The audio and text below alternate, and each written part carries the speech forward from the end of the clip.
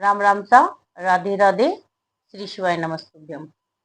भादवी की महीने की जो पूर्णिमा आती है उस दिन उमा माहेश्वरी व्रत किया जाता है। उमा माहेश्वरी व्रत में व्रत करने वाला व्यक्ति भगवान शंकर और माँ उमा की पूजा करता है। इस दिन सुबह प्रातः काल में सबसे पहले शुद्ध होकर स्नान आदि करके मंदिर में भगवान शंकर की और माँ उमा की फूल, बेलपत्र और माला आदि अर्पित करके, जल अर्पित करके पूजा पाठ करें और उस दिन व्रत रखें। पूर्णिमा के दिन, भादवे की पूर्णिमा के दिन, और रात्रि में भजन और जागरण करें। अंत में अपने व्रत का उद्यापन ब्राह्मणों को भोजन करा के और दक्षिणा देकर करें।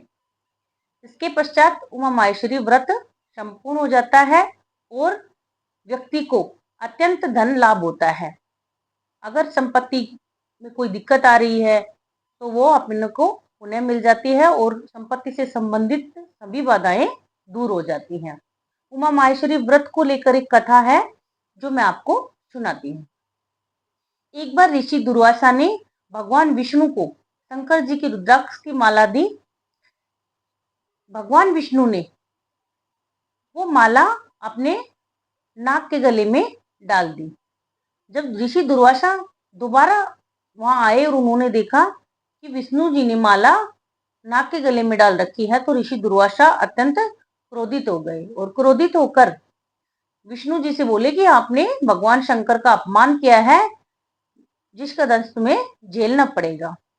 और भगवान विष्णु को उन्होंने श्राप दिया कि हे विष्णु जी, आपने भगवान शंकर का अपमान किया है, इसलिए आपको इस क्षीर सागर से भी हाथ धोना पड़ेगा और माँ लक्ष्मी भी आपसे रूठकर चली जाएंगी और शेष नाग भी आपकी कोई मदद नहीं कर पाएगा।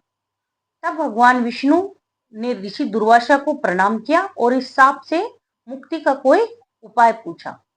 ऋषि दुर्वासा का क्रोध शांत हुआ और ऋषि दुर्वासा ने भगवान विष्णु को ये बताया कि अगर आप इस शाप से मुक्त होना चाहते हैं तो आप भादवे की जो पूर्णिमा आती है उस दिन उमा माहेश्वरी व्रत का पूर्ण पालन करें और विधि विधान से व्रत करें तो आप इस शाप से मुक्त हो सकते हैं। विष्णु जी ने ऋषि दुर्वासा की बताई हुई बातों का पालन किया और उमा माहेश्वरी व्रत को पूर्ण विधि विधान से किया।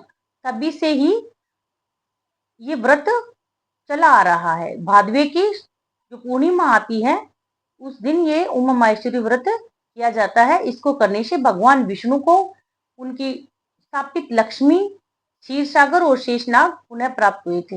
हे माँ उमा माहेश्वरी, हे शंकर जी, आपके इस व्रत को करने से और आपकी इस व्रत कहानी सुनने वाले को उसका धन लाभ मिले और उसके सभी मनोरथ पूर्ण हो। जय उमा माहेश्वरी।